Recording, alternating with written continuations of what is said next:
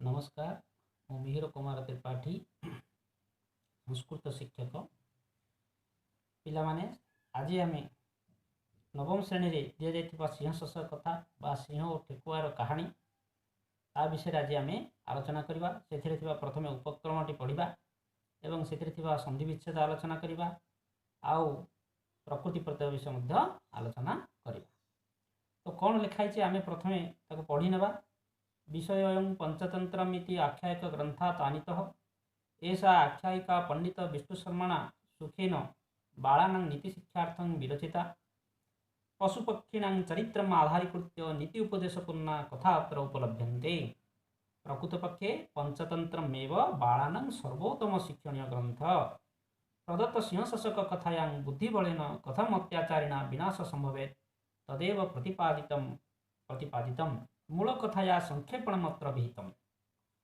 विषयं विषयः युक्त अयं विषयोऽयं पंचतंत्रमिति आख्यायिक ग्रंथात् आनीत। एही विषयटी अयं विषयः पंचतंत्र इति माने बोली पंचतंत्र बोली आख्यायिका ग्रंथरू आसीअछि। आख्यायिका माने कोन कथा वस्तु बा गल्प वस्तु। तो पंचतंत्र कौन पांचानां तंत्राणां समाहार पंचतंत्र पांचटी तंत्र पांचटी गल्प वस्तु बा पांचटी मुख्य कथा वस्तु को नहीं यही पंचतंत्र निर्माण करा जायतिला। पांचटी कथा वस्तु कौन से मित्र भेद मित्र प्राप्ति मित्र संप्राप्ति काकोल्यक्य लब्ध प्रणाश।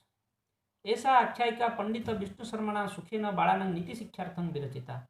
यही आख्यायिकाटी पंडित विष्णु शर्मा बालानां अर्थात कोमलमती शिशु मानक निमंते नीति शिक्षा निमंते रचना करथिले।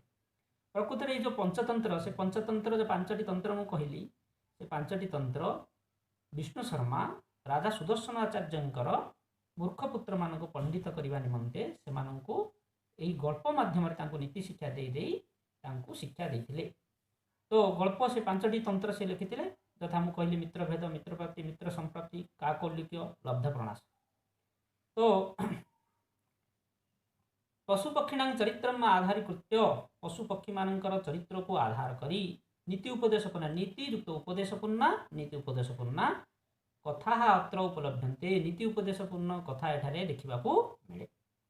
प्रकृत पक्षे पंचतंत्रमेव पंचतंत्रम युक्त एव पंचतंत्रमेव पंचतंत्र ही बालानां बालक मानकर सर्वोत्तम बा छोट कोमलमती शिशु मानकर सबुठारु शिक्षणीय ग्रंथ अटे।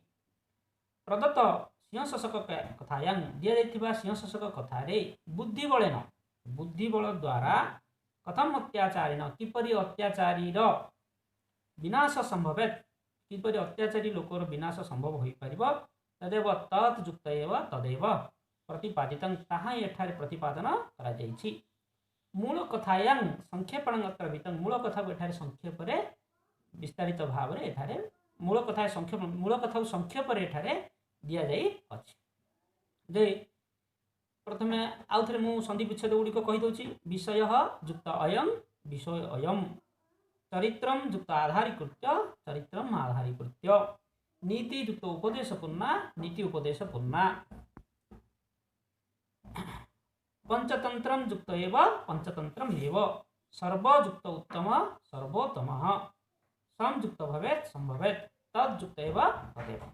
एवं प्रकृति प्रत्यय कौन अच्छी विषय अयं विषयटी अच्छी कर्तरी प्रथमा आख्यायिका उक्ते कर्मणि प्रथमा विष्णु शर्मणा अनुक्ते कर्तरी तृतीया सुखेन प्रकृत्या दिव्य तृतीया। तो आउ थे मुझे मोटामोटी भाव में आर अर्थटी कहीदे यही विषय पंचतंत्र नामक पुस्तक आसी। यही आख्यायिकाटी पंडित विष्णु शर्मा बालक मानकर बा कोमलमती शिशु मानकर नीति शिक्षा निमंते एठार रचना कराई।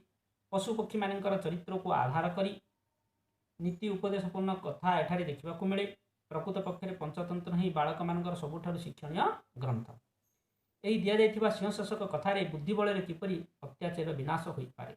बुद्धि कथारे नहीं बुद्धि जस्यं बलं तस्य बुद्धि जार बलतर छोट होइतिले मध्य काहाकू आमे हेय ज्ञान करबा नहीं कहीं से बुद्धि बल में असाध्य को साधन कर दे पारे। से विषयटी एठारे बुझाई जे बुद्धि बल में छोट शशकटी किपरि अत्याचारी सिंहर विनाश कर पारला से कथा एठारे प्रमाणित कराई। मूल कथा को जहाँ पंचतंत्र आसी जो मूल कथाटी से कथा को संक्षेप एठारे प्रतिपादन कराई। परवर्ती समय आम यार प्रथम अनुच्छेद को पढ़ा, विषय वस्तु पढ़ा, तापर आम धीरे धीरे अन्य अनुच्छेद को जीवा। धन्यवाद।